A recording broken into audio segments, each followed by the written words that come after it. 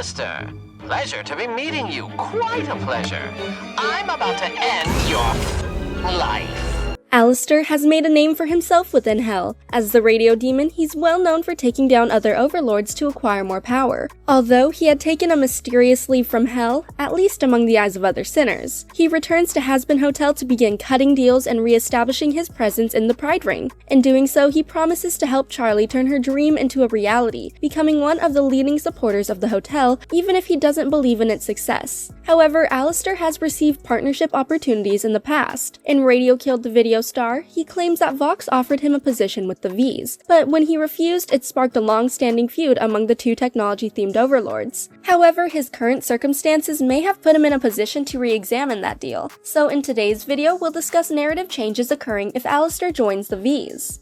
I'm gonna make you wish that I'd stayed gone. Number 1. The Hotel Struggles. When Charlie and Vaggie first open the Happy Hotel, it's nothing more than a sorry caricature of what they want it to be.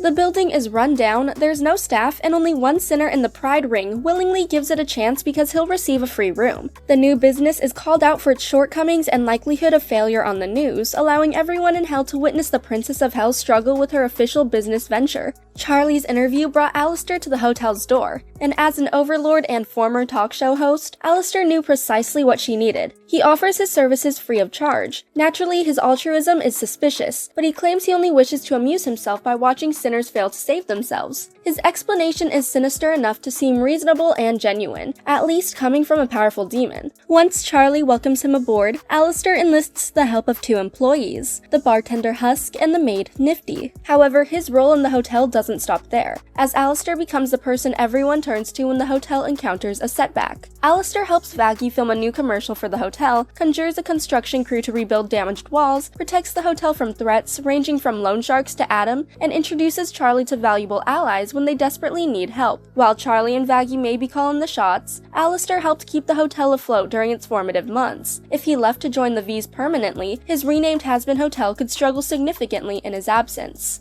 This little darling is nifty. Hi, I'm Nifty. It's nice to meet you. Number 2. Charlie must join him. There's an unfortunate reality where Charlie must leave the Hazbin Hotel behind to follow Alastor to the Vees. While there are other people she could trust to run the hotel, Vaggie and Lucifer specifically, Charlie wouldn't be keen to work alongside 4 overlords who only have their best interests at heart, but the choice would be out of her hands. Charlie is at her lowest when the High Seraphim refuses to accept that the Hazbin Hotel can rehabilitate sinners. When she returns home, it's with losing faith in Vaggie because she kept her past a secret and knows that an impending extermination is coming, with nothing she can do to stop it. She's devastated and willing to do anything to keep her home and people safe. Alastor seizes his opportunity during Hello Rosie to exploit the vulnerable situation. He convinces Charlie to make a deal with him for important information. Charlie agrees because she won't have to kill or harm anyone in return. Alastor accepts her terms, claiming she owes him one favor of his choosing. He hasn't used the favor, but could force Charlie from the hotel, lending her power and ingenuity to the Vees.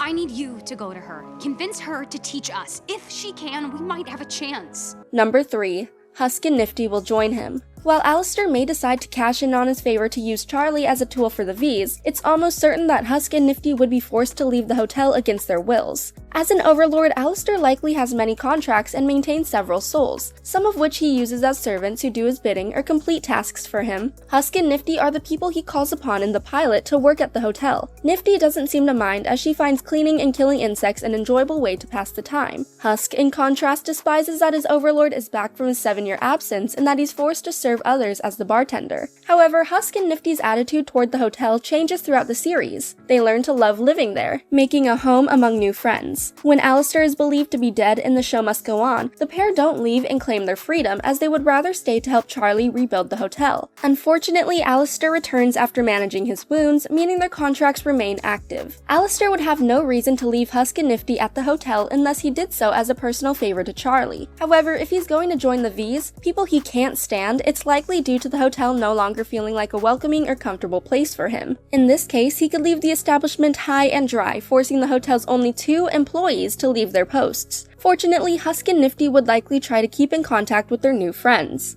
Oh my gosh, this is awful. Nope. Number 4. He regains his power. If Alastor doesn't have a falling out with Charlie, then the primary reason he would join his longtime rivals would be to regain his power. In Dad Beat Dad, Husk confronts Alastor about Mimsy's presence, his weakened reputation, and his absence over the past several years. When the conversation gets heated, Husk indicates that Alastor may have a contract of his own, influencing his actions and impacting his power. Alastor has an incredibly negative reaction, threatening Husk to the point that the other sinner cowers in fear. Naturally, Alastor's overreaction told fans that Husk's statement must have had some truth. Their intuition proved correct in The Show Must Go On, when Alastor confirms that he's made a deal with someone more powerful than himself during his solo in the final song. Alastor is frustrated that he nearly gave his life to protect others, as if he wouldn't have put himself at risk if he had a choice. He also claims that his contract is holding him back and restricting his freedom. He believes that once he's free, he'll pull the strings. If using Charlie doesn't work out, he could turn to the Vees to gain more power to break his contract. The three other Overlords banded together to create a growing media empire, which made them incredibly influential throughout Hell. They also stand apart from the older Overlords, who are content to coexist with one another as they always have. Alastor may have trouble fitting in, but he can't ignore the benefit of four Overlords working together to share the profit. Unfortunately, joining the Vees could make Alastor a new primary antagonist for the series.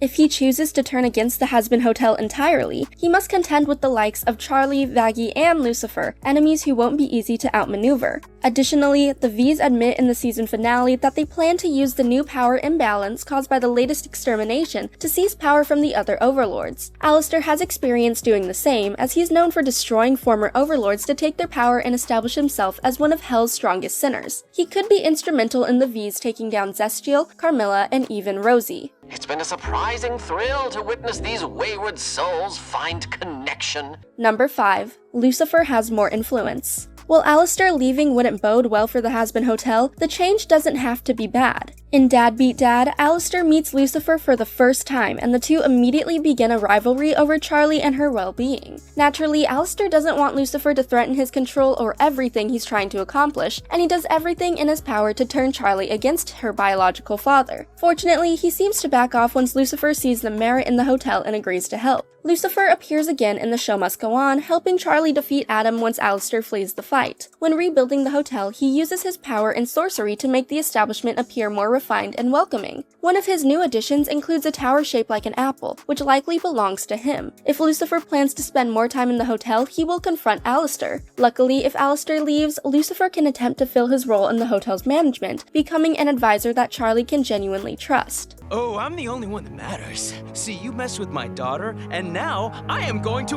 you. Alastor joining the Vees may be unlikely. He and Vox have burnt their bridges years ago, creating a rift that continues to grow between them. However, Alastor is incentivized to take their power for himself by any means necessary. From his interactions in Hazbin Hotel, we know that he's a classic manipulator and could turn his feud with Vox into an opportunity with a few calculated moves. Unfortunately, doing so may not bode well for Charlie and Alastor's former allies. Ooh, he's a bad boy. Well, if all that's true, you'd think I'd have heard of you. Thanks for watching. If you enjoyed this video, hit that like button, subscribe to our channel, and turn on notifications to stay updated on our uploads. When I'm done, your status quo will know its race is run.